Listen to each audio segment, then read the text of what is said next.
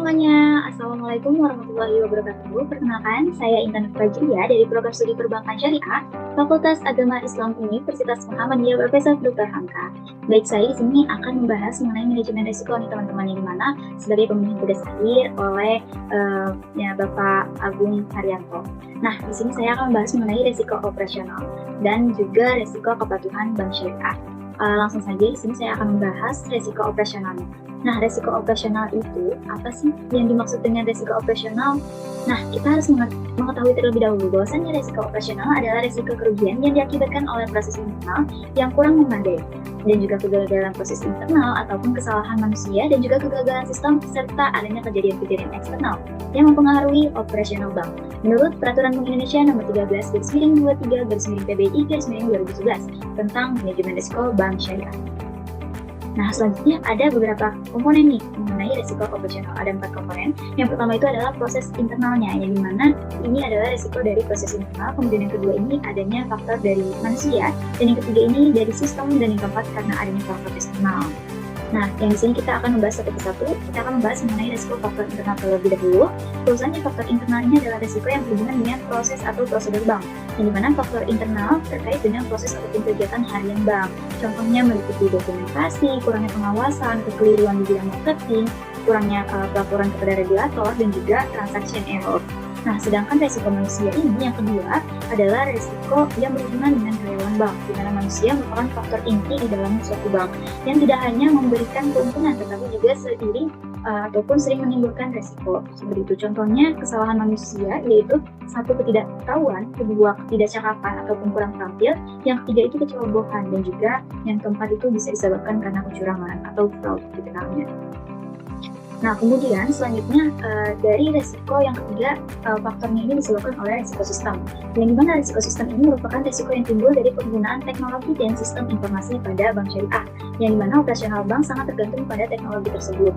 Hal ini bisa meliputi dari yang pertama, contohnya kerusakan data, yang kedua kesalahan entry data, yang ketiga pengawasan yang tidak sesuai, yang keempat kesalahan pemrograman, dan yang kelima itu sebagai kesalahan sistem IT-nya ataupun dari informasi dan juga teknologi tersebut.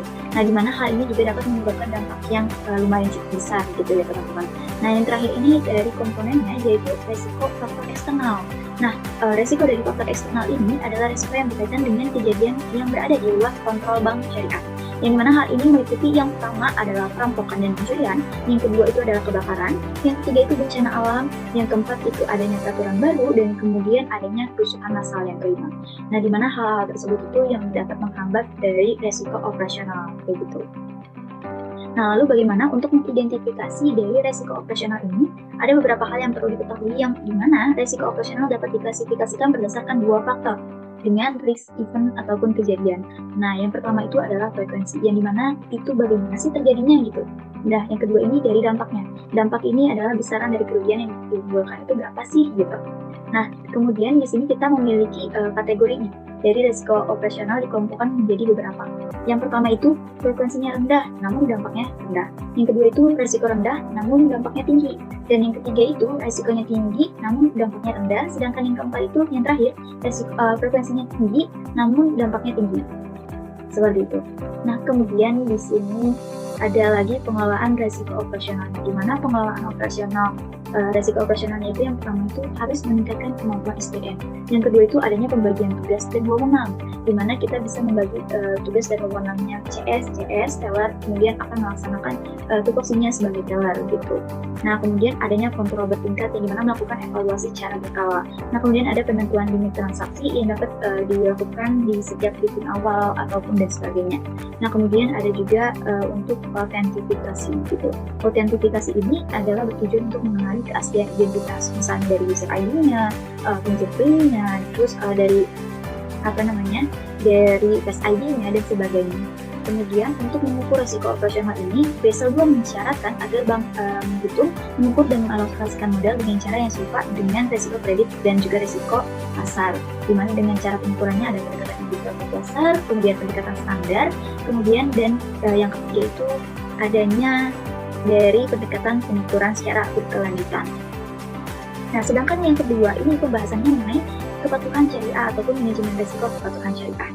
Yang dimana ini adalah bank syariah. Kita harus tahu bank syariah itu memiliki kepatuhan terhadap prinsip syariah yang merupakan pembeda antara bank syariah dengan konvensional, sekaligus sebagai identitas dari bank syariah. Maka dari itu, apabila hal ini diabaikan, maka keunikan dari bank syariah ini akan menurunkan resiko menurunkan kepercayaan masyarakat seperti itu. Di mana kepatuhan kepada prinsip syariah ini harus dilakukan secara konsekuen dan menyeluruh ataupun kafah. Begitu teman-teman. Nah, sedangkan resiko yang muncul akibat ketidakpatuhan bank Islam terhadap aturan dan prinsip syariah yang dapat ditentukan oleh Dewan Pengawas Syariah atau DPS dan juga lembaga sejenis di mana bank Islam beroperasi. Itu adalah pengertian dari resiko kepatuhan menurut Wahyudi 2013. Nah, kemudian ada beberapa proses untuk identifikasi resiko kepatuhan. Bagaimana sih cara mengidentifikasinya? Nah, yang pertama itu kita harus mereview kesesuaian aktivitas bisnis yang tercermin dalam akad. Nah, yang kedua itu kita harus mengidentifikasi pelanggaran terhadap prinsip syariahnya. Di mana prinsip syariah ini kita kenal dengan masyir, goror dan juga riba. Di mana hal itu harus dilarang ataupun tidak bersinggungan dengan hal tersebut. Nah, di mana yang ketiga ini adalah memeriksa kelengkapan pemenuhan hukum dan syarat pada setiap akad dan juga kontrak.